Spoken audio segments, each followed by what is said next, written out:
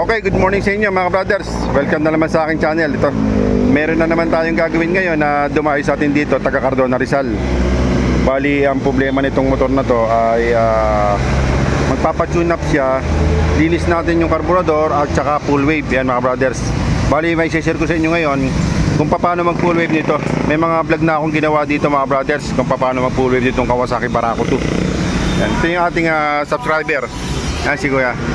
Dumayo sa atin dito sa Binangonan Rizal para magpaayos ng motor. Okay? Ang gagawin natin dito, tatanggal natin itong kanyang magneto cover, itong side sa may battery, at saka tatanggal natin mga tappet cover at saka carburetor. Okay? Pero bago natin simulan to, kung napasya ka lang sa channel, huwag niyo po sanang kalimutan na mag-subscribe. Pakipindot po notification bell button, piliin niyo po yung all para updated po kayo sa mga video na aking upload.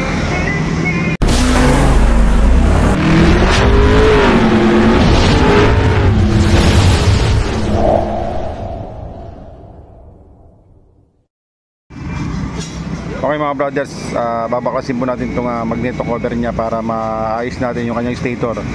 Kasi po yung stator niya mamodified natin na full wave, naka half wave po kasi itong Kawasaki Barako, yung stock niya. Bali ito, papalitan natin ito ng full wave regulator. Tapos itong stator ayusin natin, at saka yung ibang wiring. Okay, binaklas ko na po yung sprocket chain cover.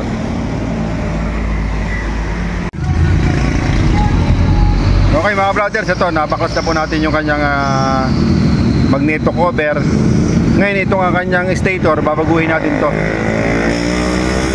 Bali ang gagawin natin dito, itong dalawang wire na to, ikakat natin to at saka natin pagduduktungin. Pero hindi natin itatap sa body ground. Ngayon pagkat hindi sa kabilang mga wire, hindi na natin gagalawin to gaya ng ginagawa ng iba nagpo-full wave. Kasi po sa ibang ginagawa nila dito, ito ginagalaw nila. Tayo po hindi, ito. Ngayon kung sakali gusto nyo ibalik sa stock, madali lang po, dito lang kayo mag-adjust sa wire. Ngayon kakat natin dalawang ito mga brothers.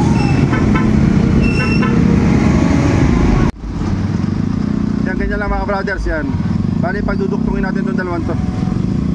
Pagkatapos natin ikat dito, pagduduktungin natin.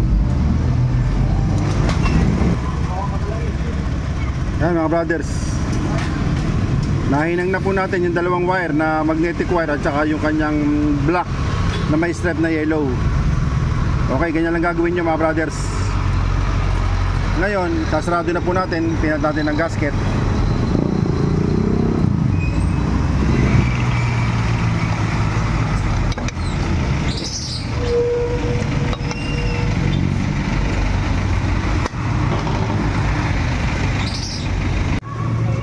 Okay mga brothers, natapos na natin itong kanyang stator. Bali dito naman tayo sa wiring na manggagaling sa stator. Ito hinugot na natin. Bali ang gagawin po natin dito, yung yellow, iyahang na po natin to. Ikakat natin, iyahang natin. Tapos itong kanyang black na may strap na yellow at saka itong kulay white, dito po tayo magko-connect para po sa ating full wave na regulator. Gagamit tayo ng full wave regulator. Bali ang gagamitin natin na full wave na regulator ay J2. Kung ang J2. Ngayon dito naman po sa ating stock na regulator, uhugutin na po natin ito mga brothers. Hindi na po natin ito gagamitin dahil ito po half wave regulator. Ngayon pagdating naman po dito mga brothers, uhugutin natin yung yellow, yung white at saka yung black na may stripe na yellow. Yung orange, hindi na po natin gagalawin yan. Okay? Bali ito gagamitin natin na full wave regulator mga brothers, pang CG125 GY6. Ayan. Ito po yung J2. Yung wire po nito mga brothers, hindi po tanso. Bali ang wire po nito ay silver. Hindi po basta-basta nasusunog. Okay? Kalkuha mo.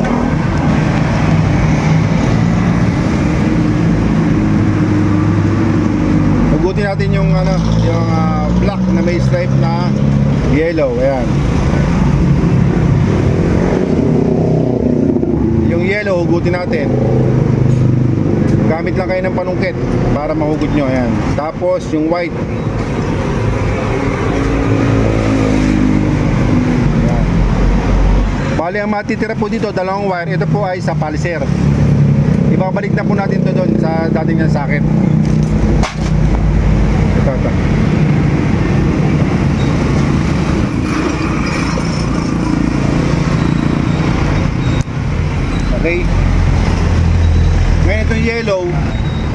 Iyahang na po natin to mga brothers. Hindi na po natin i-connect yan.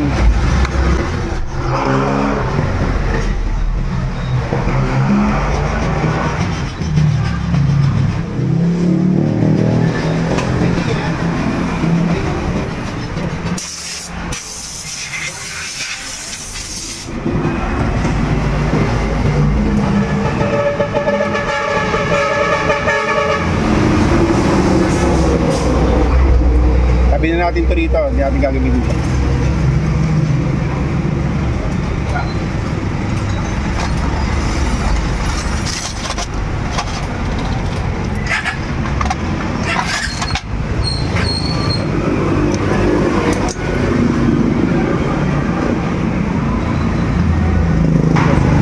Ngayon itong black na mistep na yellow, tsaka po itong kulay white, dito natin iduduktong itong ating full wave na regulator.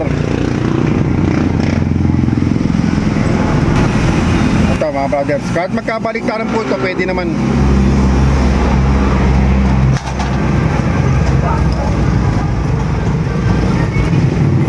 Yung wire niya mga brothers, silver, hindi sa tanso. Kaya matibay po ito. Ito po ginagamit ko ilang taon na.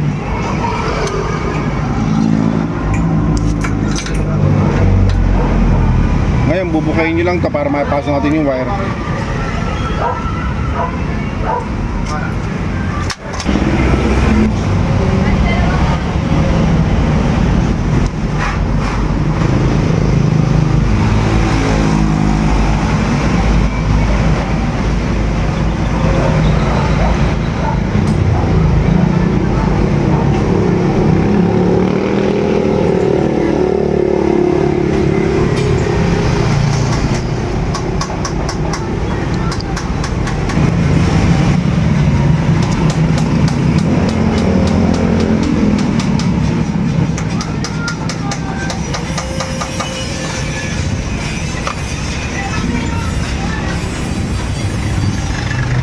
Ngayon itong orange,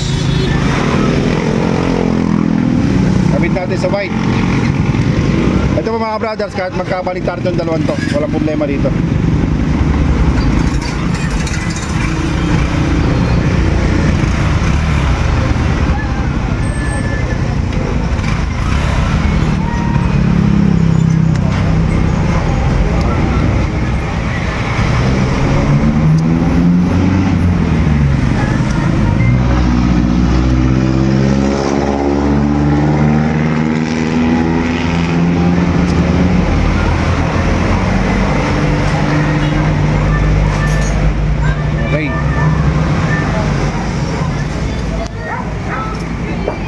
Next, itong tatlong wire na naiiwan.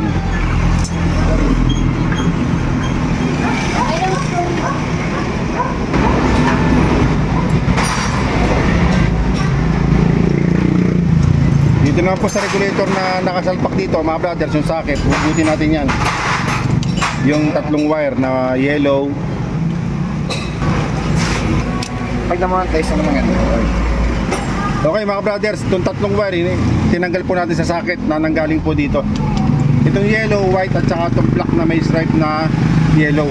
Ngayon dito sa ating full wave regulator, ito pagduduktongin natin.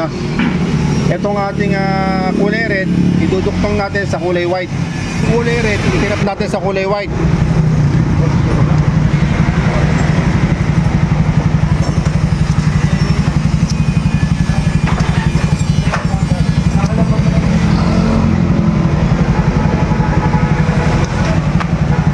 Ngayon itong kulay green, tatap natin sa kulay black na may stripe na yellow.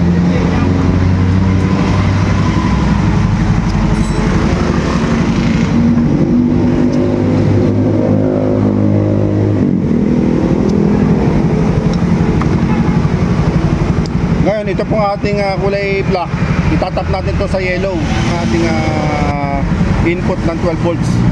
Ngayon kailangan mapasukan to ng 12 volts. Kaya magtatap tayo dito ng isang wire papunta po dito sa ating kulay brown. Dito. Ito itong dalawang to. Kukuha tayo ng isang wire, pagduduktungin natin itong dalawang to. Ayan, magduduktong po tayo ng wire mga brothers. para mapasukan po sa AC accessory wire, ACC mga brothers.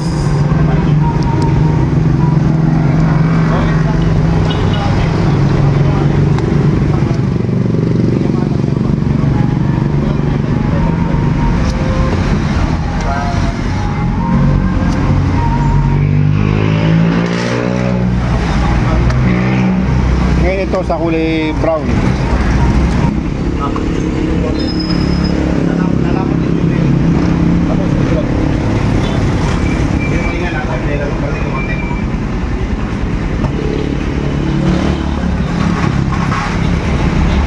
Ngayon ito natitirang isang wire, wala na po ito mga brother, sasaksak na natin ito.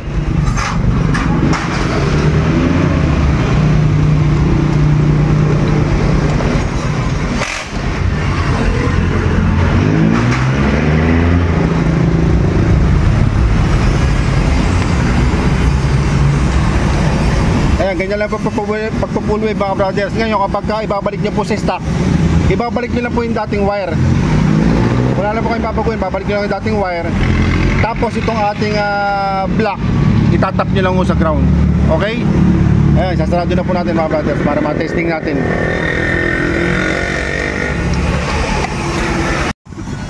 Okay mga brothers, ganun lang po ang pagpo-full wave ng ating Barako 175. Ayan.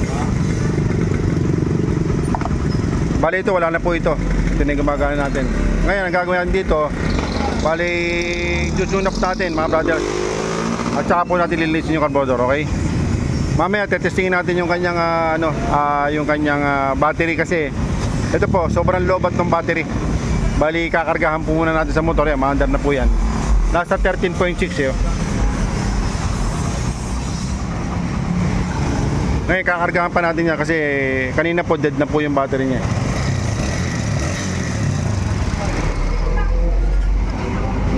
Ayun yung may-ari oh. Ayan.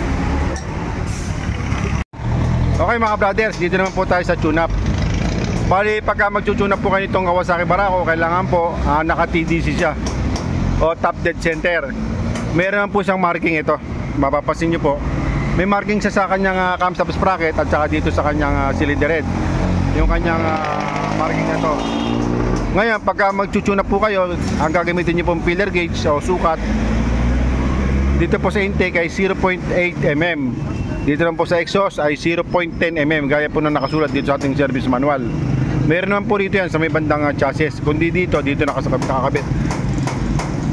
Ngayon, pagka magta-top dead center kayo, kailangan po nakatanggal ang spark plug. Ayan. Ganyan lang po mga brothers. Napakarami ko na pong ginawang ganito, mga pag-tune up. Yun po ang tamang pag-tune up. Hindi po yung iba, yung napakababa, napakatukod. Dapat po ganyan mga brothers para hindi magsira. Okay, ngayon yung kanyang carburetor, binaklas natin, nilinis natin ito.